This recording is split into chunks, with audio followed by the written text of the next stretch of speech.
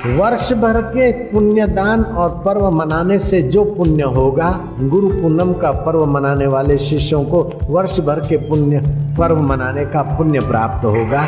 इस गुरु पूनम को वरदान मिला। विश्व में जब तक आदमी को सच्चे ज्ञान की प्यास बनी रहेगी, तब तक सच्चे संतों की व्यास पूर्णिमा का महोत्सव भी बना ही रहेगा। मैं तो ये बात मानने को भी तैयार हूं कि सारी पृथ्वी का राज्य मिल जाए, सारी सत्ताएं मिल जाए, सारा सौंदर्य मिल जाए, फिर भी जो सनातन संबंध का ज्ञान नहीं मिला अथवा उसमें रुचि नहीं, तो आदमी अभागा जरूर है।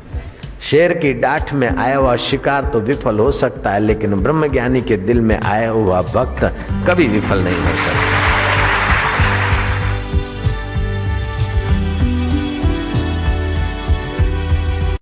इस गुरु पूर्णिमा का दर्शन, गुरु का पूजन वर्ष भर की पूर्णिमा मनाने का पुण्य देता है। और लाख लाख तीर्थों में स्नान करे उसका पुण्य होता है, लेकिन 2 क्षण गुरु का दर्शन और सत्संग लाख लाख तीर्थों से भी ज्यादा फलदायी होता है। गुरु दर्शन और गुरु पूजन अनंत फल को देने वाला है। दूसरे पुण्य के फल तो सुख दे के नष्ट हो जाते हैं, लेकिन गुरु का दर्शन और पूजन अनंत, अंत नहीं होता उसके फल का। इसलिए कबीर जी ने कहा, तीर्थ नाए एक फल, संत मिले फल 4, सतगुरु मिले अनंत फल। वो संत अगर हमें दीक्षा देते और हमारे सतगुरु हैं, तो फिर हमको अनंत फल होगा। न अंत इति अनंत, जिसका फल का अंत ना हो ऐसा फल होता है गुरु दर्शन, गुरु सत्संग, गुरु दीक्षा से।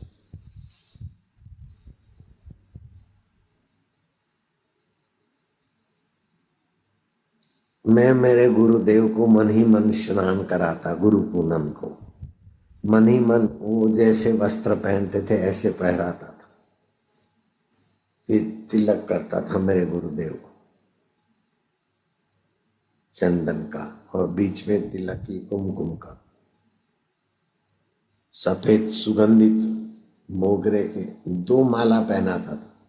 मन से पहराना तो 1 माला क्यों लाना, 2 माला, बड़ी सुगंधित माला पहराते।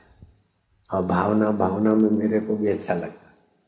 फिर गुरु जी का मैं ध्यान करता था और गुरु जी प्रसन्न हो रहे, और उपदेश जो गुरु जी ने दिया वो स्मरण होता।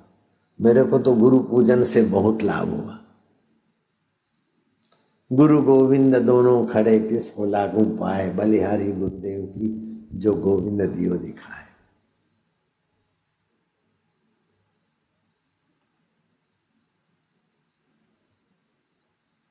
कलकत्ते की काली माता ने गदाधर पुजारी को कहा, तोतापुरी गुरु से दीक्षा लो।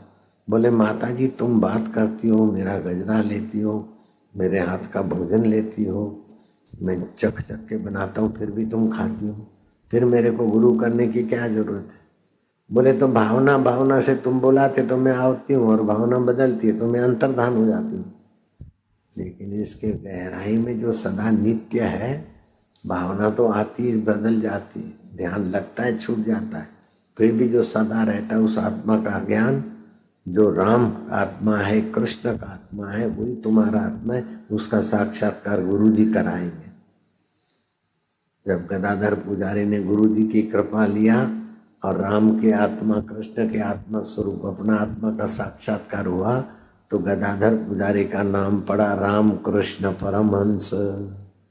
और राम कृष्ण के शिष्य बने नरेंद्र, में से विवेकानंद बन गए। ऐसे ही महाराष्ट्र में नामदेव को भगवान विट्ठल ने प्रकट होकर कहा कि शिवोबा खेचर से दीक्षा लो। भगवान भी अवतार लेते हैं तो गुरु के पास जाते। भगवान कृष्ण ने भी गुरु किया, भगवान राम ने भी गुरु किया। तो हम लोग यूरोप से आकर इधर गुरु किया, हम बहुत लकी हैं, और तुम लोग भी कितने लकी हो हम बोल नहीं सकते।